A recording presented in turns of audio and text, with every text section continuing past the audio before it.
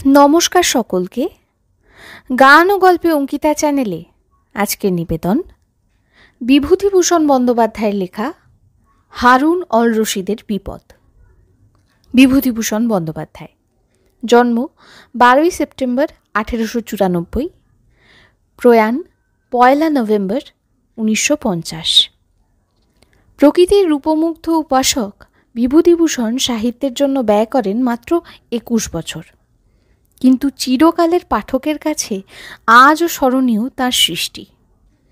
সাহিত্য চর্চায় তাঁর ঋদ্ধি সুখ্যাত পথের পাঁচালী, আরণ্যক, ইছামতি ইত্যাদি রচনার কারণে। এছাড়াও ছোট গল্প, দিনলিপি, ভ্রমণ কাহিনী ও শিশু সাহিত্য রচনা করেন তিনি।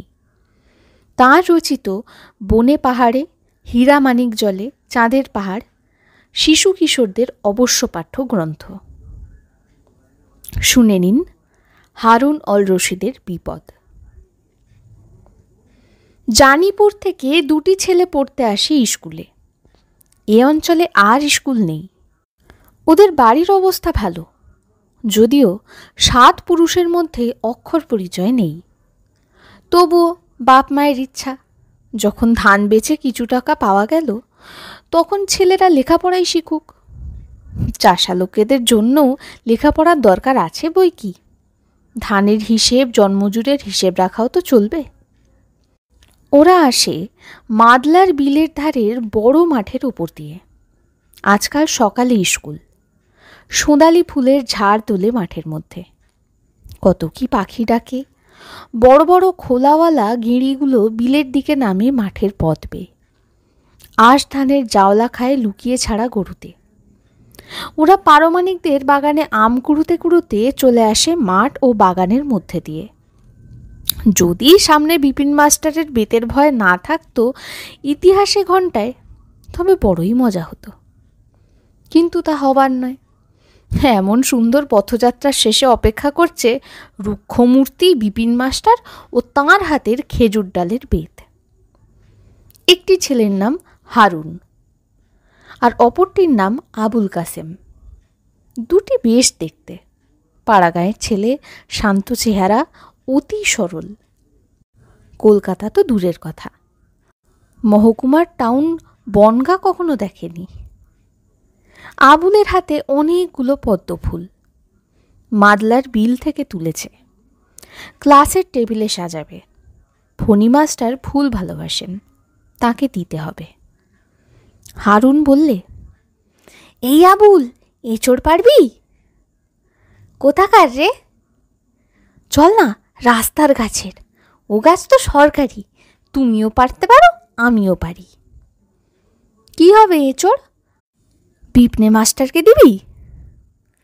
তাই চল, যাবার সময় ওর বাড়িতে 2খানা বড় দেখে দিয়ে যাই। মারের দায় বেঁচে যাওয়া যাবে এখন।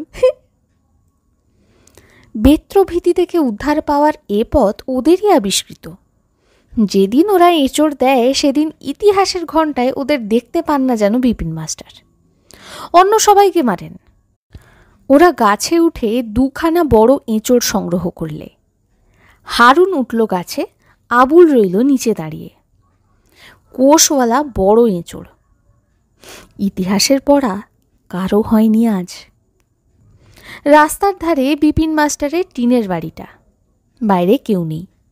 হারুন ডাকলে, স্যার, স্যার। বিপিনের স্ত্রী ঘুম চোখে বাইরে আস্তে আস্তে বলছিলেন, আপদগুলো সকালবেলায় এসেছে।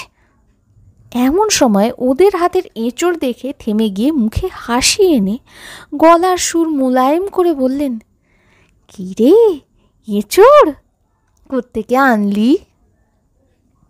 ওরা এঁচড় ফেলে চলে এলো। বিপিন মাস্টার স্কুলে গিয়েছেন ওদের আগে। আজ তাঁরই প্রথম পিরিয়ডে ক্লাস।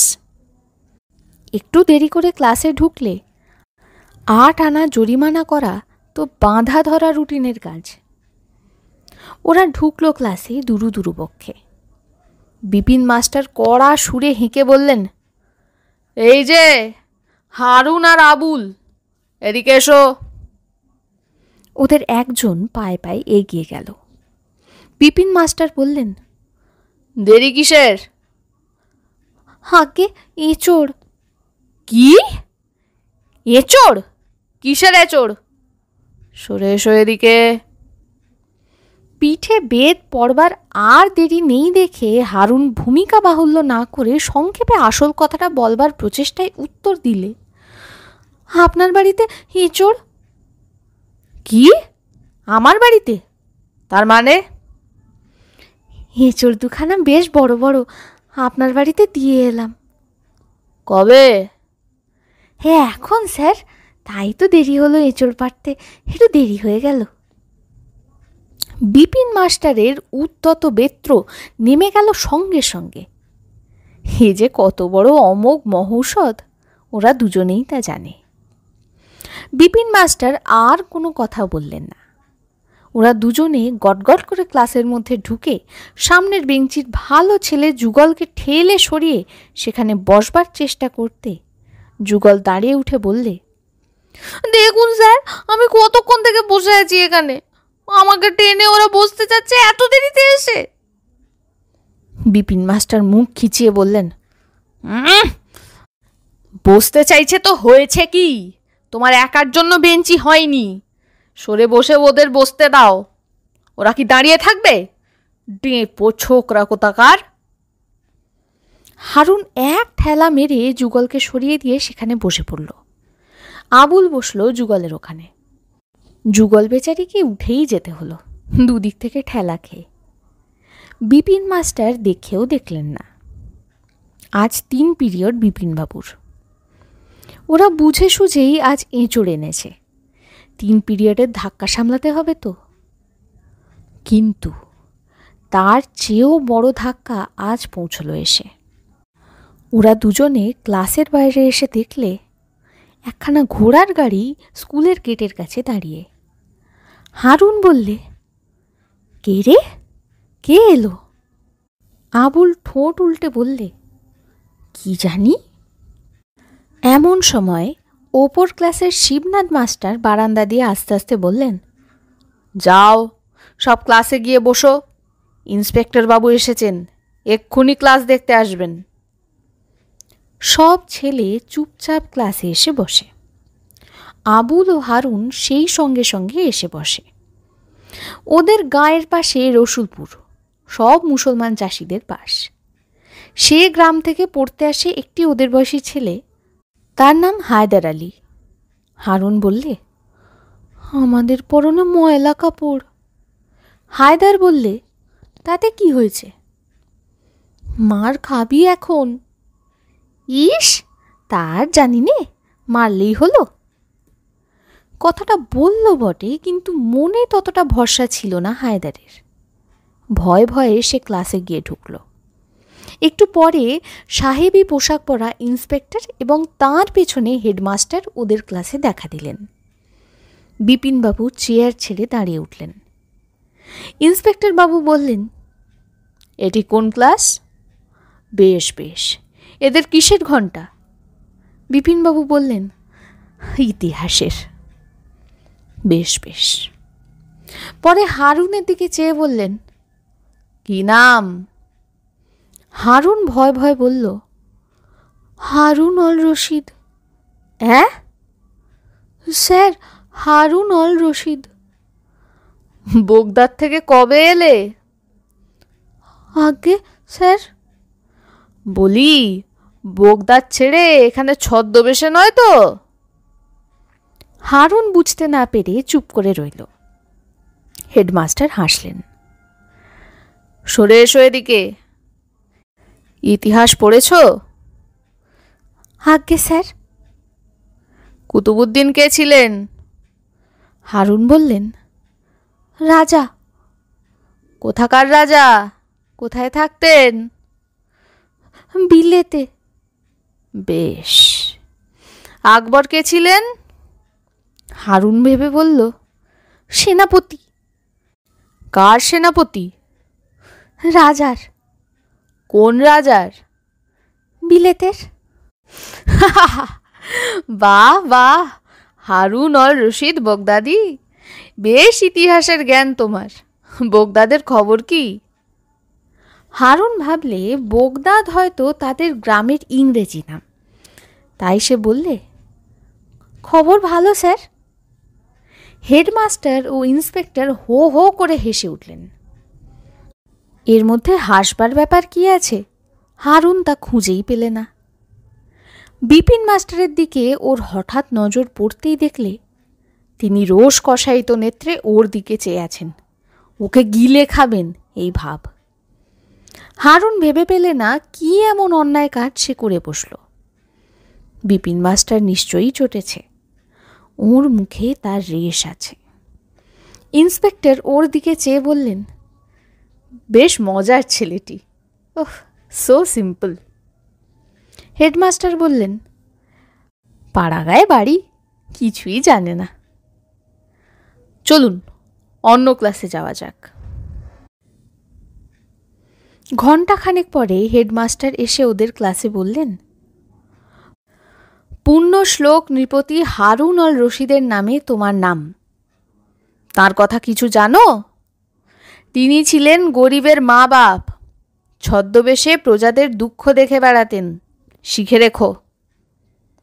বিপিন মাস্টার ছুটির আগে ওদের ক্লাসে এসে বেত আস্ফালন করে বললেন, সরে এসো এদিকে, মুখুর ধাড়ি, ক্লাসের মুখ হাসিয়েছ আজ, বেত লাগাই এসো। হারুন কাঁদো কাঁদো মুখে এগিয়ে যেতেই হেডমাস্টারের ঘর থেকে স্কুলের চাকর এসে বললে, হারুনকে ইন্সপেক্টর বাবু ডাকছেন। উফ, কি বিপদেই আজ পড়েছে ও, কার মুখ দেখে না জানি আছড়ে উঠেছিল। অফিস ঘরে ওকে ইন্সপেক্টর বাবু জিজ্ঞেস করলেন, বাড়ি আপাতত কোথায়? হারুন ভয় ভয় বললে, জানিপুর।